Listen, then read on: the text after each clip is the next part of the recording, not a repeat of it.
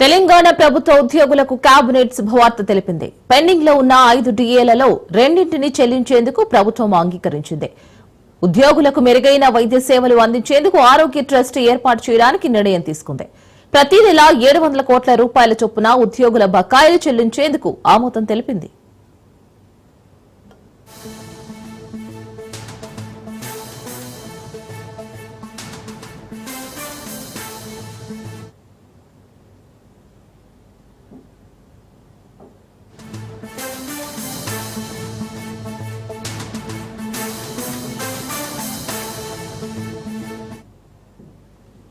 స్వయం సహాయక బృందాలలోని సభ్యులు చనిపోతే వారి కుటుంబాలకు నేరుగా ప్రభుత్వమే 10 లక్షల రూపాయలు చెల్లించాలని రేవంత్ ప్రభుత్వం నిర్ణయించింది. కొత్తగా 86.1 కిలోమీటర్ల మేర 3 మార్గాల్లో మెట్రో నిర్మాణాన్ని 19,579 కోట్లతో చేపట్టేందుకు ప్రభుత్వం ఆమోదించింది. కాగా త్వరలో మరోసారి మంత్రివర్గం సమావేశం అవ్వాలని నిర్ణయించినట్లు తెలిసిందే. కేబినెట్ లో మొత్తం 70కి పైగా అంశాలపై చర్చించారు.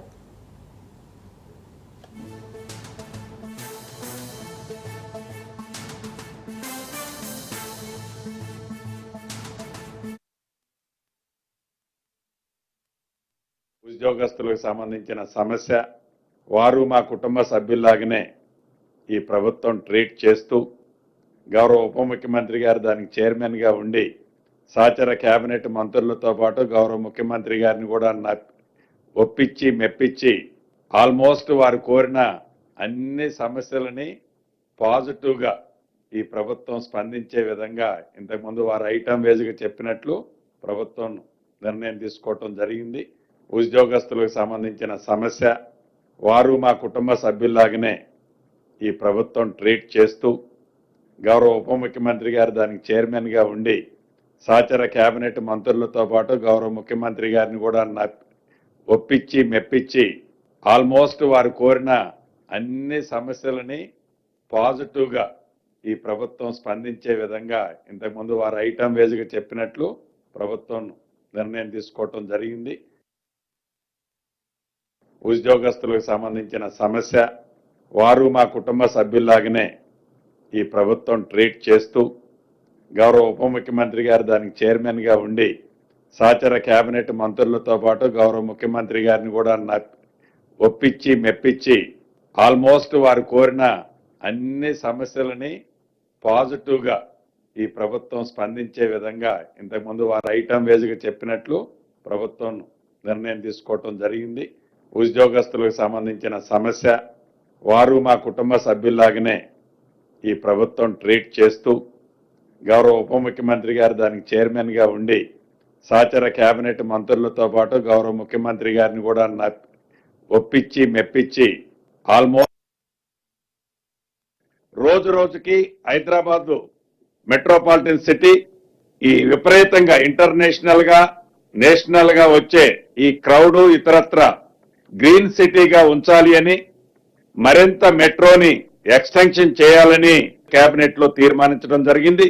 దీంట్లో భాగంగా కారిడార్ 1 శంషాబాద్ ఎయిర్పోర్ట్ నుండి ఫ్యూచర్ సిటీ వరకు 39.6 kilometres, corridor 2 Jubilee bus station నుండి మేడ్చల్ వరకు 24.5 kilometres, corridor 3 Jubilee bus station నుంచి షామీర్పేట వరకు 22 కిలోమీటర్లు, రమారమి మొత్తము కలిసి సుమారుగా 86 కిలోమీటర్లు 19,579 కోట్లతో 86.1 కిలోమీటర్లు 19,579 కోట్లతో కేబినెట్ ఆమోదించడం జరిగింది.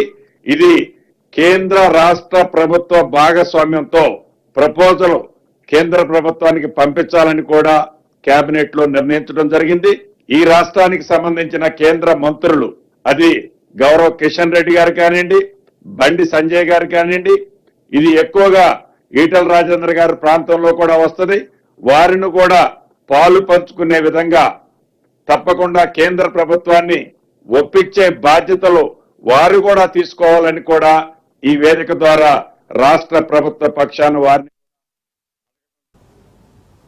కాంగ్రెస్ ఇన్ఛార్జ్ మీనాక్షి నటరాజన్ సమీక్షలు ముగిశాయి. నియోజకవర్గాల వారీగా కాంగ్రెస్ నేతలతో మీనాక్షి భేటీ అవుతున్నారు. ఉమ్మడి మహబూబ్ నగర్, వరంగల్ జిల్లాల నేతలతో భేటీ అయ్యారు. మల్లు రవిపై అలంపూర్ కాంగ్రెస్ నేతలు ఫిర్యాదు చేశారు. ఇక మల్లు రవిపై వచ్చిన ఫిర్యాదును విచారణ చేసి వాస్తవాలు తెలుసుకుంటామని టీపీసీసీ చీఫ్ మహేష్ కుమార్ గౌడ్ తెలిపారు. ఎమ్మెల్యేలకు, మంత్రులకు సయోధ్య ఉందని, కోఆర్డినేషన్తో పార్టీ బలోపేతం కోసం పనిచేయాలని అన్నారు. రాహుల్ గాంధీ ఆలోచనలను రేవంత్ అమలు చేస్తున్నారు అన్న మహేష్ కుమార్ గౌడ్, కులగణనలో రేవంత్ తెలంగాణ దేశానికి దిక్సూచిగా మారిందని అన్నారు. ఇన్ఛార్జ్ మంత్రులు బాధ్యతతో సమస్యలు ఒక్కొక్కటిగా పరిష్కరిస్తున్నారని, అంతర్గతంగా విషయాలు చెప్పండి, ప్రక్షాళన చేస్తామని మీనాక్షి నటరాజన్ తెలిపారు. కొత్తగా డీసీసీ అధ్యక్ష పదవులు ఇవ్వమని తేల్చి చెప్పారు.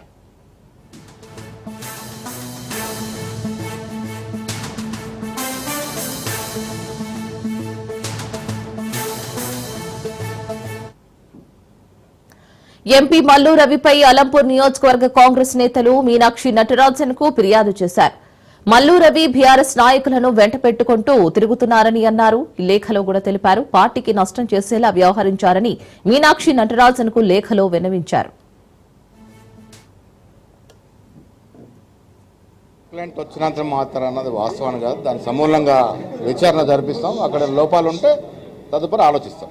ఎమ్మెల్యేస్కి, మంత్రులకి మధ్య సయోధ్య ఉండాలని కోరుకోవడం తప్ప ఎవరి మీద ఘాటుగా విమర్శలు చేసినట్టు సందర్భం జరగలేదు. ఇన్ఛార్జ్ మంత్రులు ప్లస్ ఎమ్మెల్యేస్ కోఆర్డినేషన్లో పార్టీని బలోపేతం చేయాలనేది నిర్ణయం చేయడం జరిగింది. పార్టీ కార్యక్రమాలు మునుపెప్పుడు లేని విధంగా యావత్ దేశం కూడా మన వైపు చూసే విధంగా సంక్షేమ కార్యక్రమాలు కానీ, ఉచిత బస్సు మొదలుకొని ఇవాళ సన్నబియ్యాల వరకు ఇలాంటి సంక్షేమం ఏ రాష్ట్రంలో ఈ దేశంలో జరగట్లేదు. దాంతో అభివృద్ధి కూడా, విద్య, వైద్యం, విదేశీ పెట్టుబడులు 1,75,000 కోట్ల విదేశీ పెట్టుబడులు, 60,000 ఉద్యోగాలు, ఇలాంటి కార్యక్రమాలు ఈ దేశంలో ఎక్కడ జరగలేదు. అన్నిటికీ మించి యావత్ దేశానికే రోల్ మోడల్గా తెలంగాణ మారింది. ఇవాళ కుల సర్వే చేయడం అనేది రాహుల్ గాంధీ ఆశయాన్ని రేవంత్ రెడ్డి గారు పరిపూర్ణంగా ఇంప్లిమెంట్ చేయడం, ఇది ఇవాళ దేశానికి దిక్సూచిగా మారింది. ఆ కారణంగానే మోడీ గారు అసలు కుల సర్వే సాధ్యం కాదని చెప్పినటువంటి రాజ్నాథ్ సింగ్ గారు, గడ్కరీ గారు మాటల్ని పక్కన పెట్టి మోడీ గారే స్వయంగా కుల సర్వేకి ఆదేశించడమే కాకుండా ఇవాళ గజెట్లో తీసుకొచ్చిన సందర్భం. దానికి అంతటి కూడా కారణం తెలంగాణ రోల్ మోడల్. సో ఆ విషయాలను కూడా చర్చించినాం. రివ్యూ మీటింగ్లో మేము చర్చించిన విషయాలు పార్టీని మరింత బలోపేతం చేయడం, ప్రభుత్వ కార్యక్రమాలు. తెలంగాణ మంత్రివర్గ విస్తరణ త్వరలో జరుగుతుందన్న వార్తల నేపథ్యంలో ఆశావాహులు అప్రమత్తమయ్యారు. తమకు మంత్రి పదవులు ఇవ్వాలంటూ కాంగ్రెస్ హైకమాండ్ కు వినతులు చేస్తున్నారు. మరి ఇందులో భాగంగా మాదిగ సామాజిక వర్గానికి చెందిన 4 కాంగ్రెస్ ఎమ్మెల్యేలు ఢిల్లీలో ఏఐసీసీ అధ్యక్షుడు Kharge, AICC general secretary KC Venugopal ను కలిశారు. వీరిలో అడ్లూరి లక్ష్మణ్, మందుల సామేల్, కాళే యాదయ్య, కవ్వంపల్లి సత్యనారాయణ ఉన్నారు. గత నెల రోజులుగా కాంగ్రెస్ అధిష్టాన పెద్దలు, పీసీసీ సీఎం, రాష్ట్ర ఇన్ఛార్జిను కలిసి మంత్రివర్గంలో తమ సామాజిక వర్గం ఎమ్మెల్యేలకు స్థానం కల్పించాలని విజ్ఞాపనలు చేస్తున్నారు. తమ సామాజిక వర్గం నేతలకు మంత్రివర్గంలో స్థానం పట్ల అధిష్టాన పెద్దలు సానుకూలంగా స్పందించారని ఎమ్మెల్యేలు తెలిపారు.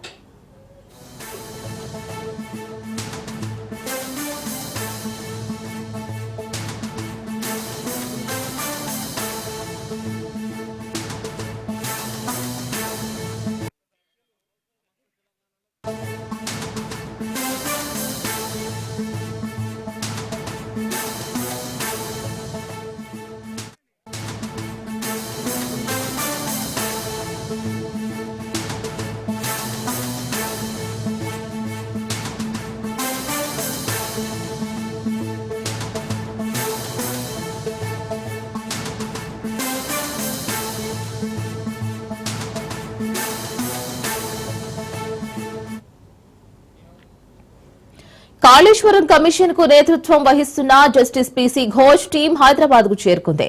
ఇవాళ్టి నుంచి కమిషన్ విచారణను కొనసాగించనున్నారు. కాళేశ్వరం ప్రాజెక్టులో భాగమైన మేడిగడ్డ, అన్నారం, సుందిళ్ల బ్యారేజీలపై విచారణకు ప్రభుత్వం కమిషన్ ను ఏర్పాటు చేసింది. మరి ఇప్పటికే అన్ని దశల్లో విచారణ పూర్తి చేసిన కమిషన్ ప్రస్తుతం రాజకీయ ప్రముఖులను విచారించేందుకు సిద్దమైంది. అందులో భాగంగా నేడు మాజీ మంత్రి ఈటెల రాజేందర్, ఈ నెల 9న మాజీ మంత్రి హరీష్ రావు, 11న బీఆర్ఎస్ అధినేత మాజీ సీఎం కేసీఆర్ ను విచారించనుంది. కేసీఆర్ ని విచారించిన అనంతరం కమిషన్ ప్రభుత్వానికి నివేదిక ఇవ్వనుంది.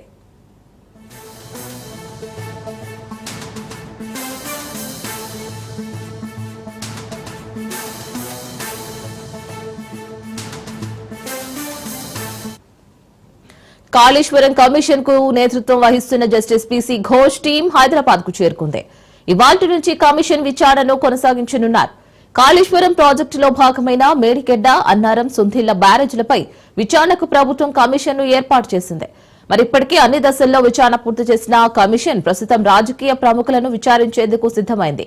అందులో భాగంగా నేడు మాజీ మంత్రి ఈటెల రాజేందర్, ఈ నెల 9న మాజీ మంత్రి హరీష్ రావు, 11న బీఆర్ఎస్ అధినేత మాజీ సీఎం కేసీఆర్ ను విచారించనుంది. కేసీఆర్ ను విచారించిన అనంతరం కమిషన్ ప్రభుత్వానికి నివేదిక ఇవ్వనుంది.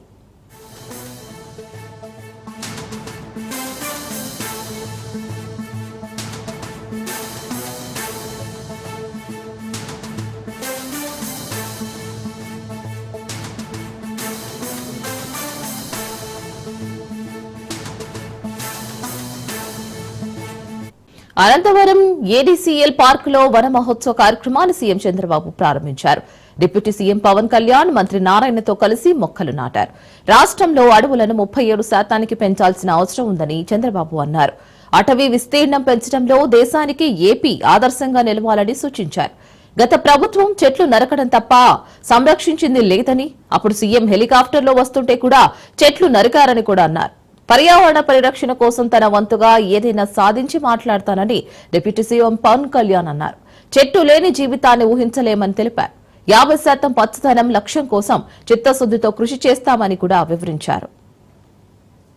ఈ రోజు ఒక్కరోజే 1 కోటి చెట్లను నాటుతున్నాం. ఈ సంవత్సరం 5 కోట్ల మొక్కలు నాటబోతున్నాం. ఈ రోజు రాష్ట్రంలో 30.05% గ్రీన్ కవర్ ఉండే రాష్ట్రం మంది. దీన్ని 50% తీసుకుపోవాలనేది మనందరి లక్ష్యం. కాంగ్రెస్ పరిపాలనలో మీరు ఒకసారి చూస్తే చెట్లు నాటడం అంటే వాళ్ళకి అవగాహన ఉండేది కాదు. ఫోటో కోసం చెట్టు నాటి ఫోటో అయిపోతానే చెట్టు ఎక్కడుందో కనపడేది కాదు. ఇటీవల గవర్నమెంట్ వచ్చింది, వాళ్ళకి చెట్లు అంటే తెలియని గవర్నమెంట్ అది. చెట్టు వల్ల ఉపయోగం తెలియదు, చెట్లు నరకడం తప్ప చెట్లు పెట్టనే గవర్నమెంట్ అది.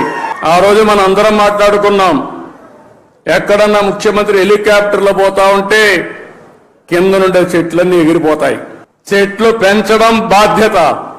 వచ్చే ఏడాది జూన్ 5కి మొత్తం రాష్ట్రాన్ని సింగిల్ యూజ్డ్ ప్లాస్టిక్ రహితంగా మారుస్తాం. ఇలాంటి కార్యక్రమాలతో ముందుకు పోతున్నాం. ఫస్ట్ టైం మీరు చూస్తే తెలుగుదేశం, జనసేన, బీజేపీ కలిసి పోటీ చేస్తే బంపర్ హిట్ అయింది. సక్సెస్ రేట్ 94% గెలిచాం. ఇది ఒక చరిత్ర. అది నిన్నటికి 1 year అయింది. ప్రపంచంలో ఎక్కడా లేనటువంటి రెడ్ శాండ్ ఉండే ఏరియా నల్లమలై ఫారెస్ట్. ఒక్క రెడ్ శాండ్లే కాదు, ఈరోజు ఆ ప్రాంతంలో అనేక మూలికలు ఉన్నాయి. ఈ మూలికలను పరిరక్షించుకోకుండా అనేక ఇబ్బందులు పడుతున్నాం. ఈరోజు ఫారెస్ట్ ఏరియాల్లో ఏవైతే ఫైర్ ఉందో ఇది చాలా ప్రమాదకరం. రేపటి నుంచి మా చెల్లెమ్మలకు విజ్ఞప్తి చేస్తున్నాం, ఆయన మూల నక్షత్రం తెలుసుకోండి, దానికి సూటబుల్ విత్తనాలు ఇస్తాం. మీరు శుభం కోరుకుంటున్నారు, ఇప్పుడు బెస్ట్ విషెస్ ఇస్తున్నారు. కానీ భవిష్యత్తులో ఆయన భవిష్యత్తు బాగుండాలంటే నక్షత్రం, ఆ నక్షత్రానికి ఏ చెట్టు సూటబులో ఆ విత్తనాలతో అతనికి రాఖీ కట్టాల్సిందిగా మిమ్మల్ని అందరినీ కోరుతున్నా. ఇప్పుడు దాకా నేను పర్యావరణం కోసం వ్యక్తిగతంగా చేశాను కొన్నిసార్లు, కానీ నాకు ఇప్పుడు ఈ అటవీ శాఖ కూడా పర్యావరణం 2 నా దాంట్లో ఉన్నప్పటికీ నేను వచ్చే సంవత్సరం ఇదే రోజుకి కనీసం 1 కోటి మొక్కలు నాటి, అలాగే ఫారెస్ట్ ఫైర్స్, అడవిలో కార్చిచ్చులు కనుక ఆపగలిగి అడవుల్లోకి గొర్రెల్ని పొట్టేళ్ళు మేపడానికి తీసుకుపోయి అక్కడ గడ్డి కోసం కాలుస్తూ ఉంటారు. వారికి కొంత అవగాహన సదస్సులు పెంచి వచ్చే సంవత్సరం ఇదే సమయానికి మనస్ఫూర్తిగా మీతోటి అనుభవంతో మాట్లాడతాను. ఇదివరకు మనం పెరిగేటప్పుడు ఒక 30 సంవత్సరాల క్రితం ఎవరన్నా మా ఇంటికి వెళ్ళాలి అంటే అక్కడ పెద్ద మర్రి చెట్టు ఉంటుంది, ఆ మర్రి చెట్టు నుంచి కుడి చేతిలోకి వెళ్తే ఈ దారి ఉంటుంది. ఇట్లాంటివన్నీ పోయినాయి. అసలు చెట్టే ఆనవాళ్ళు అయ్యేది. అలాంటి చెట్లని మనం సంరక్షించుకోవడం మానేసాం. కానీ అదృష్టవశాత్తు మనకి ప్రకృతిని పరిరక్షించగలిగే అవగాహన ఉన్న ఒక బలమైన వ్యక్తి మనకి ముఖ్యమంత్రిగా ఉన్నారు. మనకి అందుకు మనం నిజంగా మనం గర్వించాలి. కూటమి ప్రభుత్వం ఏడాది పాలన మోసపూరితంగా ఉందని, అందుకే వెన్నుపోటు దినం నిర్వహించామని మాజీ మంత్రి అంబటి రాంబాబు తెలిపారు. వైసీపీ వెన్నుపోటు దినం కార్యక్రమాన్ని జనం నుంచి అద్భుతమైన స్పందన లభించిందని అన్నారు. వెన్నుపోటు దిన కార్యక్రమం అడ్డుకునేందుకు పోలీసులతో ప్రయత్నించారని, ఏడాదిగా వైసీపీ నాయకులు కార్యకర్తలపై వందలాది తప్పుడు కేసులు పెట్టి వేధించారని ఆరోపించారు. రైతులు తీవ్ర ఇబ్బందులు పడుతున్నారని, రెండో ఏడాది పూర్తయిన సమయంలో వెన్నుపోటు 2 సమయానికి జనం తిరగబడొచ్చునని మాజీ మంత్రి తెలిపారు. భయపెట్టాలని, చిందర వందర చేయాలని అనేకమైన కుట్రలు కుతంత్రాలు చేశారు. అనేక మంది నాయకుల్ని కేసుల్లో పెట్టారు, జైల్లో పెట్టారు. వైఎస్ఆర్ కాంగ్రెస్ పార్టీ కార్యకర్తల మీద తప్పుడు కేసులు పెట్టారు, జైల్లో పెట్టారు. బెయిల్ రాకోకుండా నివారించేటటువంటి కార్యక్రమాలు చేశారు. సోషల్ మీడియా యాక్టివిస్టుల్ని లోపల పెట్టారు, కొన్ని చోట్లయితే తెనాల్లో కొట్టినట్టుగా కొట్టారు. అయినా కూడా ఎక్కడా కూడా భయపడకోకుండా, భయపడకపోతే భయపడకపోయారు. మమ్మల్ని ఇంత నిర్బంధం చేస్తారా, మా మీద ఇన్ని కేసులు పెడతారా, మీ సంగతి చూస్తామనే కసితో కేడర్ మొత్తం కదిలిందని ఈ సందర్భంగా నేను మనవి చేస్తున్నా. ఈ దుర్మార్గమైన పాలన అంతం కావాలి, అవసరమైతే ఇవ్వాలి, అంతం కావాలి అనే పద్ధతుల్లో ముందుకు వచ్చారు. కానీ ప్రజాస్వామ్యంలో వాళ్ళకి ఇంకా 4 సంవత్సరాలు ఉంది కదా. AP deputy CM Pawan Kalyan ని ఉద్దేశించి సంచలన వ్యాఖ్యలు చేశారు సిపిఐ జాతీయ కార్యదర్శి నారాయణ. సనాతన ధర్మంలో విడాకులే లేనప్పుడు పవన్ కళ్యాణ్ ఎలా తీసుకుంటాడని అన్నారు. సనాతన ధర్మాన్ని సమర్థించే పవన్ ని అరెస్టు చేయాలని అన్నారు. పవన్ కళ్యాణ్ పాటించే సనాతన ధర్మం క్రూరమైనదని, అరాచకమైనదని, ఎవరు దాన్ని సమర్థించినా వాళ్లను అరెస్టు చేయాలంటూ నారాయణ డిమాండ్ చేశారు.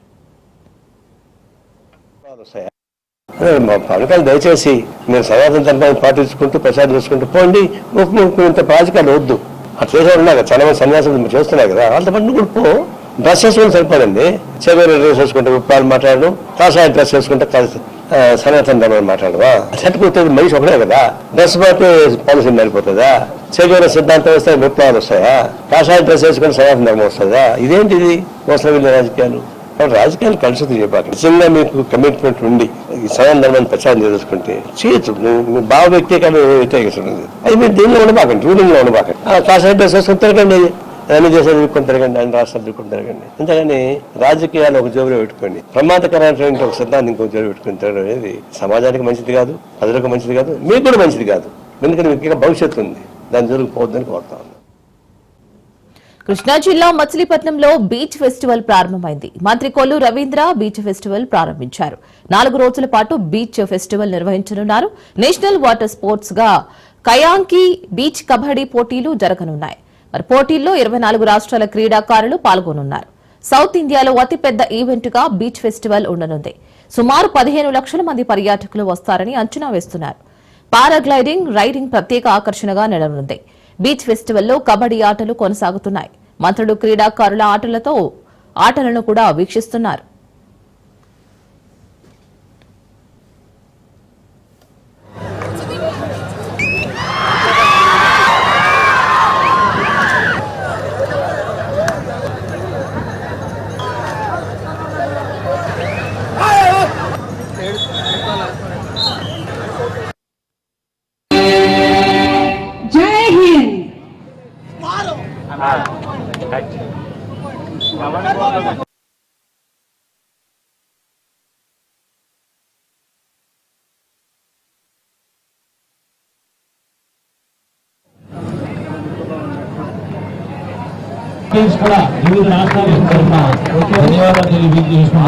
మేము జంపు గాలేస్తుందా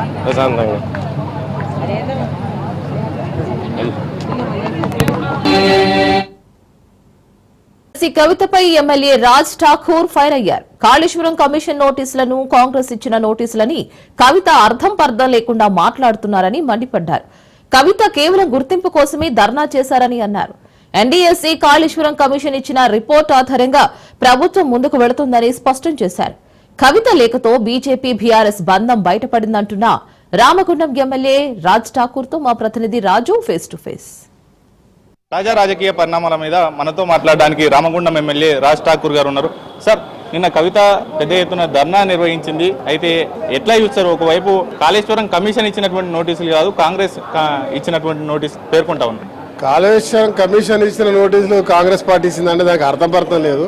వాళ్ళు చేసిన తప్పులను వక్రీకరించే విధంగా ఈరోజు ప్రతిసారి రేవంత్ రెడ్డి గారి మీదనో కాంగ్రెస్ పార్టీ మీద చెప్తా ఉన్నారు. కేంద్రానికి సంబంధించిన నేషనల్ డ్యామ్ సంబంధించిన అథారిటీ వాళ్ళు ఇచ్చినా కూడా రేవంత్ రెడ్డిని అంటున్నారు. నిన్న మొన్న ఇచ్చినారు కూడా అంటా ఉన్నారు. నిజాయితీ పనులు ఉన్నాయంటే వాళ్ళు పోయి ఒక జవాబు ఇచ్చేస్తే అయిపోతుంది కదా, దానికి సందేహం లేదు. దాని తర్వాత మేడిగడ్డ అనేది ఒక ప్రపంచంలో 8వ వింత అని చెప్పారు కేసీఆర్ గారు. ఆ వింత 3 ఏళ్లలో కూలడం అనేది నా అందాజ వాళ్ళందరికి కూడా ఒక పెద్ద డిజాస్టర్. అది దానికెళ్ళి కోలుకోకుండా ఈ రోజు ఈ ప్రభుత్వం రేవంత్ రెడ్డి గారు రాష్ట్ర ముఖ్యమంత్రిగా అకుంఠితమైనటువంటి పట్టుదలతోటి ఈ రాష్ట్రాన్ని అభివృద్ధికి పదం వైపు నడుపుతా ఉంటే రోజు వారికి వస్తున్నటువంటి టెక్నికల్ గా ఈ ఎంక్వైరీలు దాని మీద జవాబు చెప్పాల్సిన పరిస్థితి వస్తుంది. మేము తప్పు కనబడతా ఉన్నాం, ప్రజలకు కనబడుతుంది అనేటువంటి తరుణంలో వారు మాట్లాడాలనుకొని కావాలనుకొని మాట్లాడుతున్నటువంటి అంశంగా కనబడతా ఉంది. ఇది ప్రజలు కూడా గమనిస్తా ఉన్నారు. అనేక ప్రపంచంలోనే అతిపెద్ద లిఫ్ట్ ఇరిగేషన్, దాంట్లో చిన్న చిన్న లోపాలు ఉండవచ్చు, లోపాలు జరిగి ఉండవచ్చు, దాన్ని రాష్ట్ర ప్రభుత్వం సరిచేయవచ్చుగా, దీని వివాదాస్పదం ఎందుకు చేయాలనేటటువంటి కామెంట్ కూడా చేస్తుంది. మేము రాష్ట్ర ప్రభుత్వం చాలాసార్లు చెప్పినట్టున్నామా, నీటిపారుదల శాఖ మంత్రి వాళ్ళు ఉత్తమ్ కుమార్ రెడ్డి గారు, సీఎం గారు, అనేక మంది మా డిప్యూటీ సీఎం గారు, చాలా మంది మంత్రులు కూడా చెప్పారు. ప్రభుత్వానికి ఎప్పుడు కూడా దాన్ని మంచి చేయాల ఆలోచనలో ఉన్నది. దానికి సంబంధించినటువంటి కేంద్ర ప్రభుత్వానికి సంబంధించినటువంటి డ్యామ్ సెక్యూరిటీకి సంబంధించిన వాళ్ళ ఇట్లా పర్మిషన్స్ కూడా అవన్నీ కూడా క్లియర్ అయితే ఈ ప్రభుత్వం కూడా ఏది కూడా ఒక స్థాయిలో పెట్టిన తర్వాత దాన్ని మంచి చేసుకోవాలని చూస్తాం. అది రాష్ట్ర ధనాన్ని అనవసరంగా వెచ్చించారు, దానిలో దోపిడీ జరిగిందని చెప్పిన నిజాలు చెప్పినే తప్ప దానికంటే తక్కువలో ఉంటే ఒక ఎలాంటి ఇబ్బందులు లేకుండా జరిగేటువంటి ఒక డ్యామ్ పూర్తయ్యేదని అనేక మార్లు చాలా వివరంగా చెప్పారు. వారు చేసిన తప్పిదానికి వాళ్ళ ప్రజలు గమనించారని చెప్పి ఒక నింద. ఇక నిన్న మా సోదరి బయటికి వచ్చి మాట్లాడుతా ఉన్నారు. నాకైతే వాళ్ళ ఫ్యామిలీ రికగ్నేషన్ గురించి రేవంత్ రెడ్డి గారి పైన ఈ మధ్యలో వాళ్ళ పార్టీ వాళ్ళే రేవంత్ రెడ్డి గారికి కవిత గారికి మాట్లాడిరు, కాంగ్రెస్ పార్టీలో వస్తున్నారు ఏదో చెప్తా ఉన్నారు కదా. అట్లా మేము చెప్పింది లేదు, మాకు అవసరం లేదు. తర్వాత ఆయన స్పష్టమైన వైఖరి కూడా చెప్పేసారు మా నాయకులు కూడా. ఇది పోవడానికి ఆమె బయటకు వచ్చి వాళ్ళ నాన్న దగ్గర మార్కులు కొట్టడానికి పెట్టినట్టుగా కనబడ్డది. సార్, ఫైనల్ గా చెప్పండి, ఈ మేడిగడ్డ విషయంలో ఎట్లా ముందుకు వెళ్ళబోతా ఉంది రాష్ట్ర ప్రభుత్వం? దాన్ని రిపేర్ చేస్తుందా, లేదంటే తుమ్మిడిహేటి నుంచి మరోసారి మొదటి నుంచి ప్రారంభిస్తుందా? మరోవైపు కాళేశ్వర కమిషన్ ఎదుట కేసీఆర్, హరీష్ రావు, ఈటల రాజేందర్ హాజరు కాబోతా ఉన్నారు విచారణకు. మేడిగడ్డ అంశం మొత్తం కేంద్రానికి నేషనల్ డ్యామ్ సెక్యూరిటీకి సంబంధించినటువంటి అథారిటీస్ వాళ్ళకి సంబంధించిన పర్మిషన్లు, దాన్ని బట్టి ప్రభుత్వం ఒక నిర్ణయం తీసుకుంటుంది. దాంట్లో సందేహం లేదు, ముందు పోతుందా వెనక్కి పోతా అనేది. తర్వాత తుమ్మిడిహట్టి అంశంలో ఖచ్చితంగా కడతామని ప్రభుత్వం చెప్తా ఉన్నారు. డెఫినెట్ గా పోతాం. అది న్యాచురల్ గా తక్కువ ఖర్చుతోటి ఎలాంటి ప్రభావం లేకుండా వచ్చేటువంటి అవకాశం ఉంది కాబట్టి అది ఖచ్చితంగా ఈ ప్రభుత్వం ముందుకు పోతుందనే ఆలోచన నాకుంది. ఇకపోతే విచారణకు వీళ్ళు ఖచ్చితంగా హాజరు కావాల్సిందే, వాళ్ళ నిజాయితీ చూపించారు. వీరందరూ ఒక చోట షామీర్పేటలో కలిశారు అనేటటువంటిది మీ ఈటల రాజేందర్తో హరీష్ రావు భేటీ అయ్యారు, కేసీఆర్కి ఫోన్ చేయించారు అనేటటువంటిది కూడా PCC chief Mahesh Kumar Goud comment చేస్తూ ఉన్నారు. 100% కావచ్చు, వాళ్ళందరూ ఒకటే కదా, ఒకటే కుటుంబం కదా. ఇప్పుడు వాళ్ళు స్పష్టంగా తెలిసింది. కవిత గారు అన్నారు బీజేపీతో కలిసి టీఆర్ఎస్ పార్టీ విలీనం వేయడానికి ప్రయత్నం చేస్తుందని చెప్పి. దీనికంటే గొప్ప ఆధారం ఏం కావాలి? వాళ్ళు బయట వాళ్ళు గారు వాళ్ళు ఒకటే కలిసి పనిచేసి కలిసి ఉన్నారు, రేపు కలిసే చేస్తారు. వాళ్ళు కాంగ్రెస్ పార్టీ మీద, ప్రభుత్వం మీద ఎప్పుడు బురద జల్లేటువంటి కార్యక్రమం చేసి తప్ప వాళ్ళందరూ ఒక్కటే, వారు ఒక్క కుటుంబం. Thank you so much sir. ఇది ఓవరాల్ గా రామగుండం ఎమ్మెల్యే రాజ్ ఠాకూర్ చెప్తున్నమాట. ప్రధానంగా విచారణ ఎదుట ఎంతటి వారైనా హాజరు కావాలి, దానికి వివరణ ఇచ్చుకోవాలి. ఆ కాళేశ్వరం ప్రాజెక్టులో ప్రభుత్వం ఏ విధంగా ముందుకు వెళ్తున్నది అనేది కూడా అటు సలహాలు సూచనలు తీసుకొని ముందుకు వెళ్తామనేది కూడా చెప్తున్నటువంటి పరిస్థితి. కెమెరా పర్సన్ వరుణ్తో రాజు, రాజ్ న్యూస్, హైదరాబాద్.